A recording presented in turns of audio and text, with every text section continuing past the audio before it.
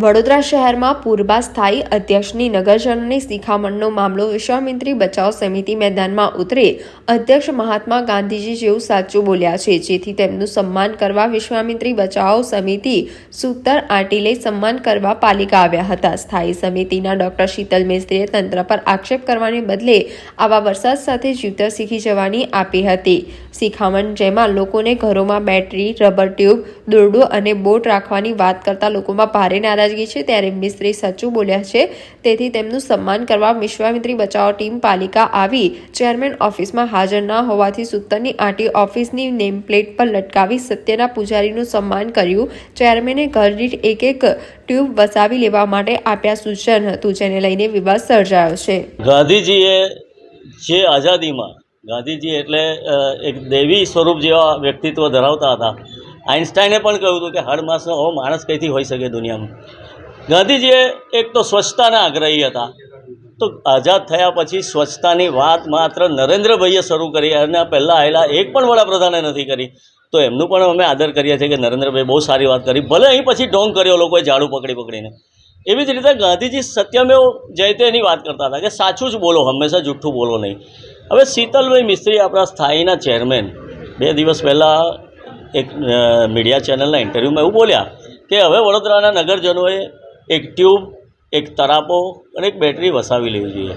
તો શીતલભાઈ મિસ્ત્રી આટલું બધું સાચું અને સત્ય બોલ્યા છે, તો ગાંધી માર્ગે ચાલેલા છે, કેમ કે એમણે વડોદરાના લોકોને ચેતવી દીધા છે કે તંત્ર તો કશું કરી શકવાનું નથી, પણ તમારે બચવું હોય, કેમ કે તંત્રએ તો જે દબાણો કરી દીધા, વિશ્વામિત્રી નદી પર હોય, ભૂખી કાંસ પર હોય, કે જે પણ દબાણો કરી દીધા એ તો તંત્રએ ભાગીદારીમાં કરેલા છે, એ તોડવાના નથી એવો એમને નિર્દેશ આપી દીધો છે। હવે 2-5 ઇંચ વરસાદ પડશે તો પૂર આવવાના જ છે, એટલે લોકોને ચેતવ્યા છે કે તમે ટ્યુબને આ બધું વસાવી લેજો, તો તમને તંત્ર પણ મદદમાં ના આવે તો તમે તમારી જાતે બચી શકો એમ છો।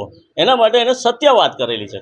શીતલભાઈને હવે એમને રાજકીય પ્રેશર આવ્યું હોય, ખરેખર તો ગાંધીજી આવ્યા હોય ને સાચું બોલી ગયા હોય એવું લાગે છે, પણ રાજકીય દબાણ આવ્યું હોય કે તમે તંત્ર ઉપર અપ્રત્યક્ષ રીતે આક્ષેપો કરી રહ્યા છો અને એમને દબાવવામાં આવ્યા હોય ને, કેમ કે એમને તો રાજકીય પદ મળેલું છે, તો ઉપર એમના બી ગોડફાધર હોય ને એમને દબાવવામાં આવ્યા હોય એટલે એમને ફેરવી તોડ્યું હોય, પણ એમને જે કહેલું છે એ તો સત્ય છે, અને સત્ય છે એ બધા જ લોકો જાણે છે અને જુએ છે। તો હવે સત્ય કહેલું છે અને લોકોને ઉજાગર કર્યા છે કે હવે વસાઈ લેજો, તમે તમારા ભરોસે છે, આત્મનિર્ભર પૂરથી બચવા માટે પણ બની જજો, એવું જે નરેન્દ્રભાઈની વાત છે એમને લોકોને કહી દીધી છે। તંત્ર નથી મદદમાં આવવાનું એ પણ એમને નિર્દેશ કરી દીધો છે, અને ગેરકાયદેસર દબાણો નદી પરના નથી તૂટવાના એ પણ નિર્દેશ કરી દીધેલો છે। હવે બધામાં આત્મનિર્ભર કરવાનું કહેલું છે એમને, અને એમને સત્ય વાત જ કહી દીધેલી છે, એટલે ગાંધીજી એમનેમાં આવ્યા હશે અને એમને સત્ય કહી દીધું છે લોકોને કે હવે તમે તમારા આત્મનિર્ભર છો, તમે પૂરમાંથી બચવા માટે પણ આત્મનિર્ભર છો, તંત્ર કદાચ આવે ના આવે, મોડું પડે વહેલું પડે, તમે બચી લેજો। શીતલભાઈ જોડે એટલે સરખાવું છું કે ગાંધીજી જેવું સત્ય બોલ્યા છે, રાજકારણી કોઈ બોલે નહીં। આ શીતલભાઈ જે બોલ્યા છે એમને કેટલા ઠપકા સાંભળવા પડ્યા હશે, એમણે લોકોને માટે બોલ્યા છે। ગાંધીજીને જેમ દેશના નાગરિકોની, નગરજનોની એક વ્યક્તિની ચિંતા હતી, એવી રીતે શીતલભાઈને વડોદરાના તમામ લોકોની ચિંતા વ્યક્ત કરી અને બચવા માટે એમણે રસ્તો બતાવી દીધેલો। પૂરની મોકડ્રીલ તો આ લોકો કરી શકવાના નથી, કેમ કે ફાયરની બી મોકડ્રીલ નથી કરતા। ખરેખર તો શીતલભાઈ 2 વર્ષથી આવ્યા, એમણે કંઈ દબાણ રાતોરાત નથી કર્યું, 20-30 વર્ષના દબાણો છે। એમણે તો માત્ર 2 વર્ષમાં આ પૂર આવ્યું એટલે એમને હાલની પરિસ્થિતિ સંભાળવાની થઈ, પણ પાછલા લોકોએ કરેલા કુકર્મો એમને માથે ભોગવવાના થયા। ખરેખર જ્યારે પૂર આવે કે ડિઝાસ્ટર આવે તો ડિઝાસ્ટરના હેડ તરીકે કલેક્ટર હોવા જોઈએ, એ કલેક્ટરે તો કશું કર્યું જ નથી। એને તો ફૂડ પેકેટો પણ જાતે વેચવાનો કોશિશ નથી કરી, કોર્પોરેશનને આપી દીધા, અને કોર્પોરેશને ચૂંટાયેલાઓને આપી દીધા, ને જેને ઘેર પાણી નથી આવ્યું એમના મતદારો હતા તો એમને બી આપી દીધી કીટો। તો આવી રીતે આખું તંત્ર ડિઝાસ્ટરનું હોય, જે કલેક્ટરનું હોય, એણે પણ આખું ઊંધું મારેલું છે।